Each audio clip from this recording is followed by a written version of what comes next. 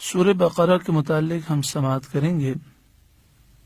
اعلی حضرت امام اہل سنت امام احمد رضا علیہ الرحمہ کے خلیفہ صدر الافاضل سید علامہ مولانا نعیم الدین مراد آبادی علیہ الرحمہ تفسیر خزائن العرفان میں تفسیر خازن کے حوالے سے لکھتے ہیں کہ سورہ بقرہ مدنی سورت ہے، یعنی اس کا نزول ہجرت کے بعد ہوا ہے۔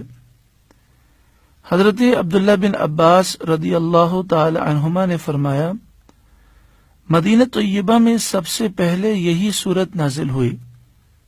اس سورہ مبارکہ کی آیت وَاتَّقُوا يَوْمًا تُرْجَعُونَ، یہ آیت کریمہ حجۃ الوداع کے موقع پر مکہ شریف میں نازل ہوئی۔ اس سورت میں 286 آیتیں اور 40 رکوع ہیں، 6121 کلمات ہیں، 25,500 حروف ہیں۔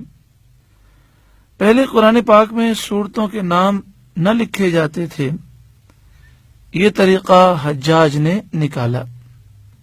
سورہ بقرہ کا سورہ فاتحہ سے خاص تعلق ہے۔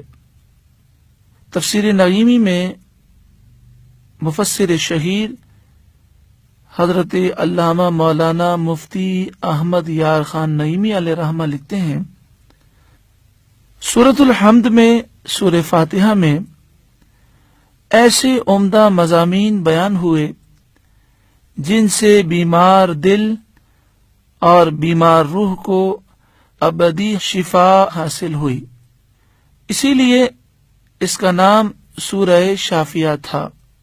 شفا کے بعد زندگی ضروری ہوتی ہے، یا یوں سمجھو کہ دوا کے بعد غذا ضروری ہے، کیونکہ دوا سے بیماری دور ہوتی ہے اور غذا سے زندگی باقی رہتی ہے۔ سورہ بقرہ کے اندر ایسے مضامین بہت زیادہ ہیں جو انسان کو روحانی زندگی عطا فرماتے ہیں، کیونکہ اس میں 40 رکوع ہیں، مگر کوئی بھی رکوع ایسا نہیں جس میں زندگی کا ذکر نہ ہو۔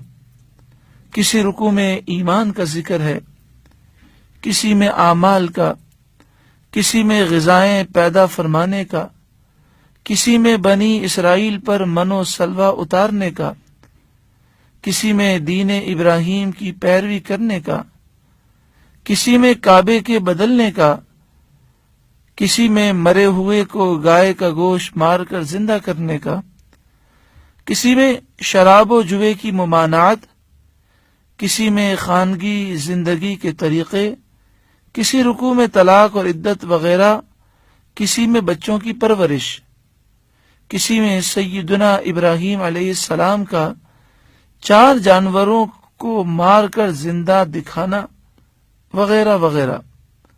اور یہ تمام مضامین جسمانی یا روحانی حیات بخشنے والے ہیں۔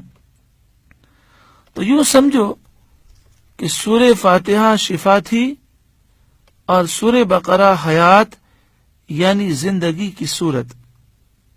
دوسرا یہ تعلق ہے کہ سورہ بقرہ الحمد شریف سورہ فاتحہ کی تفصیل ہے، یعنی جو مضامین کہ سورہ فاتحہ میں اجمالی طور پر مختصر طور پر بیان کیے گئے تھے، وہ سورہ بقرہ میں مفصل طور پر تفصیل کے ساتھ بیان ہوئے۔